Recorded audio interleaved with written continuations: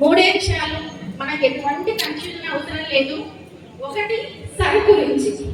Sir ఈ రోజు కొత్తగా జరిగిందేది కాదు, భారతదేశంలో ఇప్పటికీ 13 సార్లు జరిగింది. 2002లో కూడా ఓట్ల నమోదు కార్యక్రమం జరిగింది. అయితే ఈసారి మాత్రం కొత్తగా సర్ అనే పద్ధతిని తీసుకొచ్చింది. ఎందుకు తీసుకొచ్చిండ్రు అంటే ఓట్ల ప్రక్షాళన చేద్దాం అనే ఒకే ఒక ఆలోచనతో తీసుకొచ్చిండ్రు. దానికి మనం కూడా బీఆర్ఎస్ పార్టీగా పూర్తి స్థాయిలో మద్దతు ఇస్తున్నాం. కానీ మనం ఒకటి కోరాం. ఏం కోరాం? రెగ్యులర్ గా ఈ ఓట్ల నమోదు కార్యక్రమంలో ఎటువంటి లోటుపాట్లు జరగకుండా ఉండాలంటే మేము కూడా మా తరఫు నుంచి, పార్టీ తరఫు నుంచి ఒక వ్యక్తిని పిఏగా అపాయింట్ చేస్తామని చెప్పి అడిగాము. దానికి ఎన్నికల కమిషన్ ఓకే అన్నారు. కాబట్టి మనము ఒక సభ్యుల్ని బూత్కి ఒకరు చొప్పున ఏర్పాటు చేయడం జరిగింది.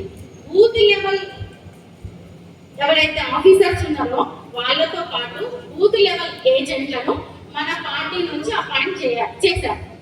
దానికి ఈ బూత్ లెవెల్ ఏజెంట్లు చేయాల్సింది ఏంటంటే, ఆ బూత్లో ఓట్లు నమోదు చేసేటప్పుడు 2002లో జనాభా లెక్కల ప్రకారము ఇప్పుడు 2026లో ఎవరికైతే ఓటు నమోదు కాలేదో వాళ్ళను ఓటు నమోదు చేయించడం.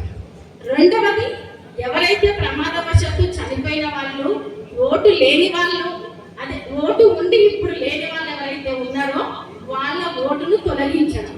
మూడవది, ఒక ఓటు 2 చోట్ల ఉండడం, 3 చోట్ల ఉండడం, 4 చోట్ల ఉండడం మనం సహజంగా చూస్తున్నాం. ఊర్లలో ఉంటది, హైదరాబాద్ ఉంటది. అటువంటి ఓటు ఎక్కడున్నా దాన్ని ఒక్క ప్లేస్ లో మాత్రమే ఉండేటట్టు ఏర్పాటు చేయడం.